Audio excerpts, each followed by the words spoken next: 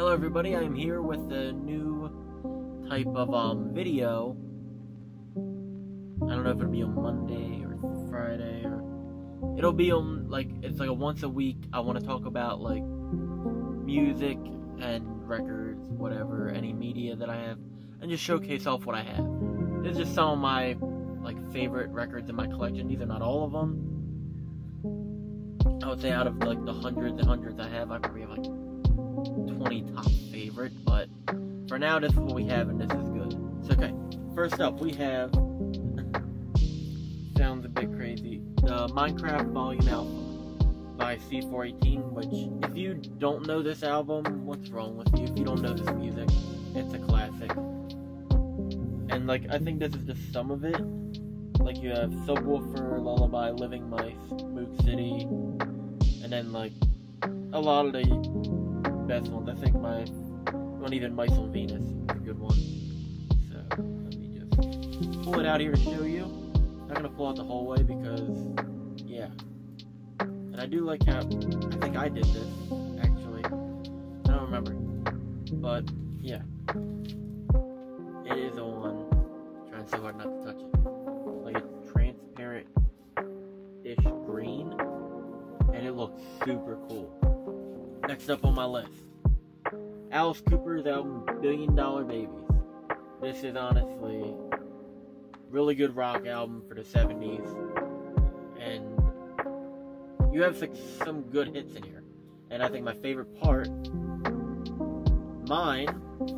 actually has two things that are, I don't know if they're hard to get or not, but they're hard to get this perfect. First off, I'm not going to show you that yet, even though some of you might know what it is while I'm going for it. First off, I'm not pulling that either, the punch outs. These are all the dotted line punch out things. I have I have two copies where that's not there. This is my complete $1 billion bill that's not ripped. Just being very careful when I display it and show it. Look how awesome that is. But the first time I found this album, it was actually in a dollar bin at this record store at Tom's Music Trade near me. But yeah, so I was in there right after it was senior year of high school. I always got off early.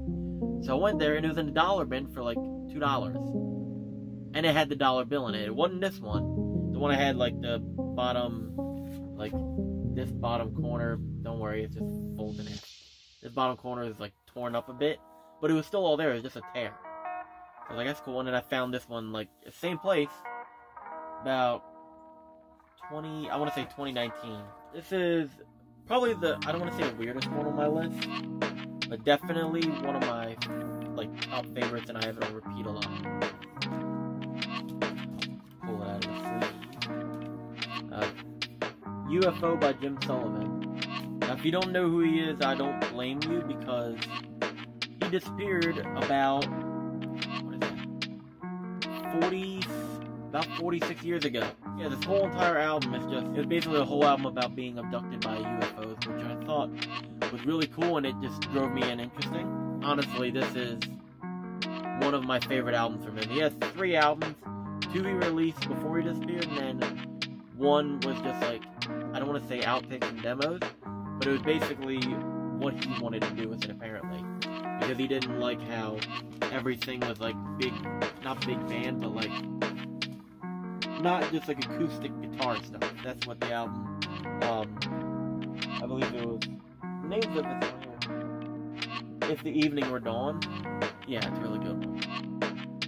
Okay, next up, we're getting into a bit of weird territory here. Alazul Ilu, their album, The Almighty. And there's the back there. And this is, I believe they're from Ohio. They're just yeah, a trio rap group, Leatherface type stuff. It's really cool. This is their first album on Magic Ninja Entertainment Twisted label, and it came out in a few. I got the regular CD. I'm getting the alternate cover CD that they just re-released, just so I can have it as well. And there's another one with this cover on it. This is like the alternate cover of CD and vinyl with the teeth and the devil horns. Apparently it was like something of I know that like 1,000 records were made, but and there was also a few different colorways. 700 or 750 were the regular cover, which I have. Without it, I'll just post it on the side here. And then 250 or so of the records were this cover, but then also, or like 500 of it was like 500, it was something weird. But then also, what does this one have? This one has the actual slipcase cover that goes with the CD, so it's like the Trio Forever face. It's just like a flat. Another one. Does this one come with the Forever face cut out? No. So I know I have two of them. It's a cutout of that face. And oh yeah, the inside you have Joe Black, Billy, and Lee. Looking awesome as ever. And then in here we have the more limited colorway, because it came in like an orange, yellow, stuff like that. And then you have bit fuzzy. I just gotta clean it up. Can't really see it. It's like a bloody red and black. Now I think the combo of this and the alternate cover is super hard to find, because I didn't even know it existed until I bought it from a guy about a year now. But like there's another one where it's like orangish, yeah, like an orange yellow splatter, just stuff like that. Okay. Getting near the end, so another cool one I have. Violent J's Wizard of the Hood. Now, this is, like, you know, Insane Clown Posse, stuff like that.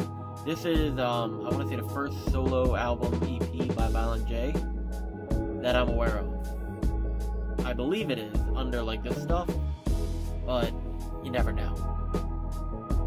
But it's basically Wizard of Oz, but crazier. And then you got everything on here. It also has all the bonus tracks. And there's the back cover. You have the Wizard, you have the Scarecrow, Tin Man, the Lion. I'll show you one side at a time. Awesome. Sweet. And my favorite thing about it, you'll see it spinning on the side here, but I'll just pull it out quick and show you.